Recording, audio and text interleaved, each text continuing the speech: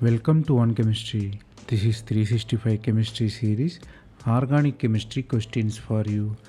Here you have fused system, decline moiety. You have conjugated ketone, methyl and the bridged carbon. You are in the acidic condition. You should find what will be the final product.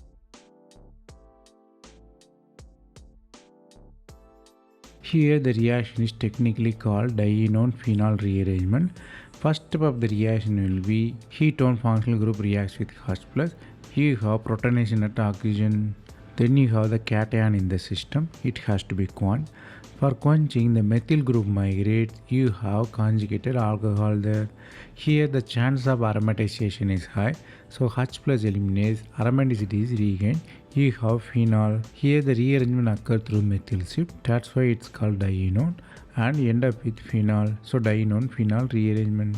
The concept you outline here is aromatic compounds are stable. So whenever the cyclic system forms, aromaticity will be achieved.